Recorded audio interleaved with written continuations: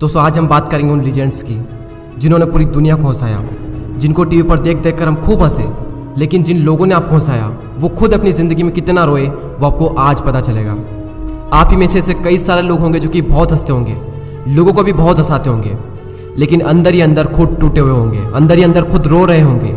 अगर ऐसा है तो ये वीडियो आपके लिए है। सबसे पहले हम बात करेंगे उस इंसान की जिसके घर की छत इतनी टपकती थी कि बारिश के आते ही उन्हें ऊंची जगह पर जाकर खड़े होना पड़ता था, जिसने अपने बुरे वक्त में एक्टरों की आवाज़ निकालकर पेन बेचे, जो सिर्फ 7th क्लास तक पढ़ा है, जिन्होंने 18 की उम्र में हिंदुस्तान यूनिलीवर कंपनी में काम किया और कंपनी के स्टाफ को मिमिक्री शो करके हंसाया करते थे। मैं बात कर रहा हूँ जॉन राव की, जिसे आज पूरी दुनिया जॉनी लीवर के नाम से जानती है, और आज की डेट में जॉनी लीवर की नेटवर्थ है $30 मिलियन।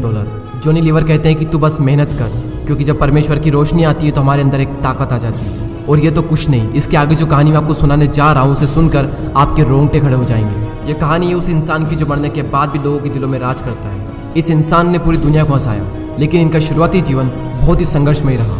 इनके माता पिता स्टेज शो करके पैसे कमाते थे, लेकिन कुछ ही दिनों बाद इस लड़के के पापा इनकी फैमिली को छोड़कर चले गए।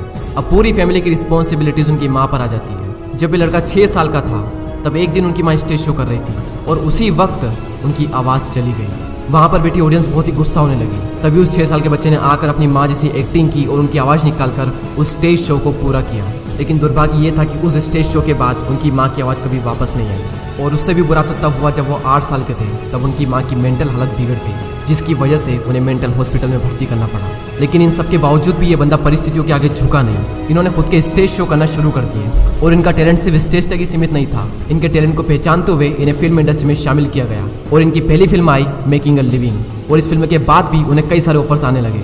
और सिर्फ यही नहीं, बल्कि 1914 में इन्होंने खुद की पहली फिल्म डायरेक्ट कर दी, जिसका नाम है कॉट इन द रेन। अब तो आप समझ चुके होंगे कि मैं किसकी बात कर रहा हूँ। मैं बात कर रहा हूँ चार्ली चैपलिन की, जो मरने के बाद भी लोगों के दिलों में जिंदा है। और इसी संघर्ष में कहानी एक लड़के की जो कि बहुत हकलाता था। अगर उसे किसी को कुछ बात कहनी होती तो वो ठीक से कह नहीं पाता था, अपने हकलाने की आदत की वजह से। और इसी आदत की वजह से उनका कई बार मजाक भी बना। अगर उनकी जगह हम होते तो यूट्यूब पर सर्च करते कि अगर कोई मजाक बनाए तब क्या करें। लेकिन इनका पूरा फोकस अपनी कमजोरी पर ना होकर अपनी ताकत पर था। ये कॉमेडी के लिए बहुत ज़्यादा पैशनेट थे, लेकिन हकलाते बहुत थे। तो इन्होंने अपनी फिजिकली हरकतों से लोगों को हंसाना शुरू कर दिया और इनके पैशन को देखकर इन्हें फिल्म इंडस्ट्री में काम करने का मौका मिला। और 1977 में इनकी पहली फिल्म आई जिसका नाम था बीन। और इसके बाद लोग इन्हें जानते हैं मिस्टर बीन के नाम से। यानी कि जो बंदा ठीक से बोल नहीं सकता था उसने कॉमेडी की दुनिया पर राज किया। और मिस्टर बीन ने सिर्फ 14 एपिसोड और 2 मूवीज किए। और ये एपिसोड और मूवी दुनिया के 200 से भी ज़्यादा देशों में खूब पसंद की जाती है। और आज की डेट में मिस्टर बीन की नेटवर्थ है $150 मिलियन। राजपाल यादव की हाइट बहुत कम है, लेकिन उन्होंने अपनी इस कमजोरी को कभी भी अपनी कामयाबी के बीच में नहीं आने दिया। हाइट में भले ही वो छोटे हैं, लेकिन एक्टिंग और कॉमेडी के मामले में वो लंबे लंबे एक्टरों से कई गुना अच्छे हैं। कादर खान जब स्कूल में थे तो उनके माता पिता का डिवोर्स हो गया था। कपिल शर्मा के पिताजी भी उन्हें बचपन में छोड़कर चले गए थे। लेकिन इन सब के बावजूद भी इनमें से एक भी रुका नहीं, क्योंकि सिर्फ छोटे पंछी ही बारिश के आने पर छुप जाते हैं। बाज तो तूफानों को चीर कर आसमान की ऊंचाइयों पर उड़ता है। गुलाब के पौधे में पहले कांटे आते हैं, उसके बाद फूल आते हैं। जिंदगी में भी पहले कांटे आते हैं, उसके बाद फूल आते हैं। और जो कांटे आते हैं वो बहुत चुभते हैं। अरे लोहे की तब तक वैल्यू नहीं बढ़ती जब तक कि वो तपता नहीं, तो तुम्हारी कैसे बढ़ सकती है?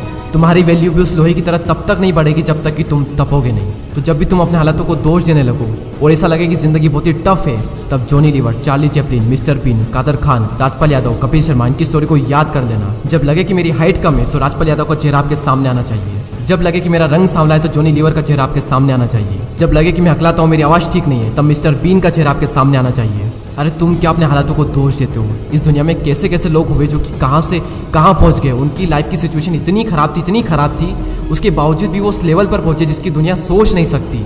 और लोग छोटी छोटी चीज़ों के लिए रोते रहते हैं। तो छोटी छोटी चीज़ों के लिए रोना बंद करो और कुछ ऐसा करो कि तुम दुनिया के लिए एक एग्जाम्पल बन जाओ।